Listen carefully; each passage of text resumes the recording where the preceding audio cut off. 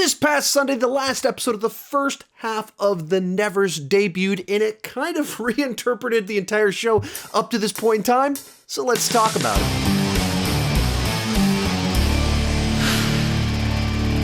So if you're not familiar with The Nevers, basically it's the latest show created by Joss Whedon, and even before the show debuted, he was left the project. Other people took over, all of it related to the scandals surrounding him over the last year. But these first 6 episodes, he was the showrunner, the creator, one of the writers, and one of the directors for the show. And to describe it in a simplistic fashion, essentially, the show presented itself as X-Men in London 120 years ago. So kind of steampunk, but people with powers, a lot of themes about discrimination, stuff like that. Very reminiscent of the X-Men, just set as a period piece right around the turn of the 20th century in London. And I posted a review of the first 2 episodes, and I was mostly pretty underwhelmed. Production values are very high, but the actual story itself felt too familiar because it was X-Men just in a different setting. And the way the stories were told, it felt very Joss Whedon-esque, except trying to fit into the HBO mold, which is to say that there's more F words and boobs. And so, but other than that, it felt like Joss Whedon-y type stuff in the mix, but a very straightforward version of him.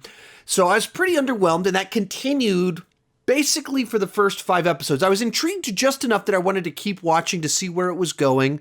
I wanted to see if it did end up paying off, but the first 5 episodes just felt too conventional in forcing the R-rated, the HBO stuff into it in a way that I didn't think meshed all that well, because you'd have very kind of juvenile Joss Whedon quippy type dialogue, and then a guy's running a brothel with super powered people. It's just a weird mix that I didn't think went all that well together. And I just didn't know where it was going. You knew something was going to happen. There'd be some big gigantic reveal. And essentially episode 6 gives you that.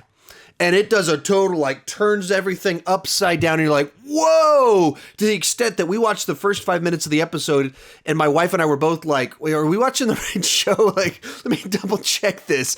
And it does that degree of let's reinterpret everything that we've seen up to this point in time, show it in a wildly different context.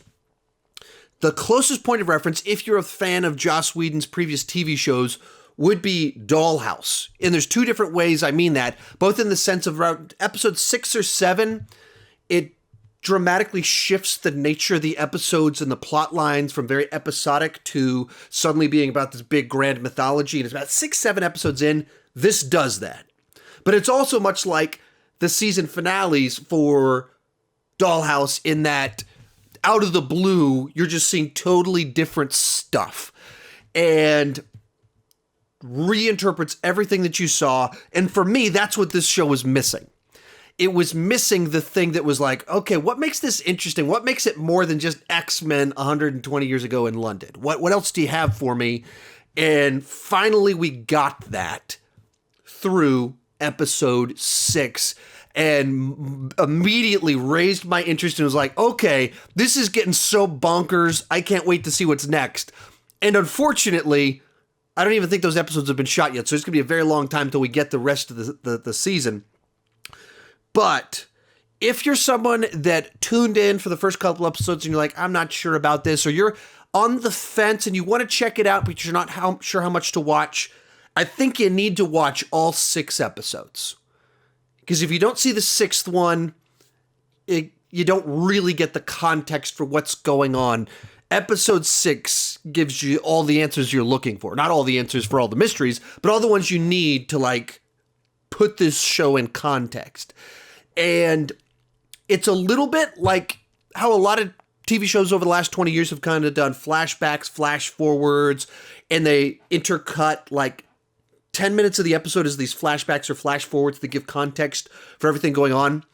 Episode 6 is basically a season's worth of that, like all at once. Like instead of like dishing it out during all the episodes, it's like, let's just reveal it to you all at once out of the blue. So you're like, what just happened? What am I watching? Like, oh, that's how all of this makes sense. Oh, that's what's going on, while raising a new set of forward-moving mysteries, while filling in the context for everything. So I'm a lot more interested in the show after episode 6 than I was before that. And I've only talked to my wife about it. It's such like a turn the whole show upside down episode. I'm not sure if a bunch of people hate it and think the show was ruined by it, or if the general consensus is this is the wacky, crazy stuff we needed to fill in the gaps. That's what I needed. This is what I wanted to see to make it feel like a Joss Whedon show where he has these wild concepts and there's something very conventional about them. There's something very accessible about them. But then at the same time, there's this intelligence and depth to it. Episode 6 gave this show that for me. So really turned it around. Unfortunately, as soon as the show was like, made me go, wow, I can't wait to see what's next. We have like an indefinite break while they film the rest of the season. Like I honestly don't even know if they've started filming the rest of these episodes or if there was just such an upheaval when Joss Whedon left in the fall that they decided to wait it out to see how people respond. I don't know. All I know is I have to wait a long time to see where all of this is going. At the moment, I'm much more excited to see it than I was at the end of episode 5. I was like, okay, like I'm good enough. I want to see what's next, but only because I've started watching and I know something's going to happen. Maybe it'll be good. Episode 6 delivered what I wanted it to deliver. So this isn't really intended to be a full-blown review where I walk through everything. I mean, the production value on the show is really good. They have several clever fight scenes in it where there's like a fight on top of water where one character floats on water and the other one's underwater. And it's done some cool stuff. And you could feel some stakes kind of rising. And there's some intrigue all throughout. But the thing it was missing was what makes this bonkers, distinct Joss Whedon concept. Episode 6 is what gave that to me. And I don't want to say what it is for obvious reasons because I don't think a lot of people are watching the show just yet. Maybe I can get a few more people to check out the first 6 episodes, but legitimately, if you compare my feelings after the first 2 episodes I watched versus right now, and it was all episode 6 that filled in the gap for me. Let me know what you thought about the first 6 episodes. If you're going to talk spoilers, just put a spoiler warning up. Thank you so much for watching and keep talking movies and TV too much.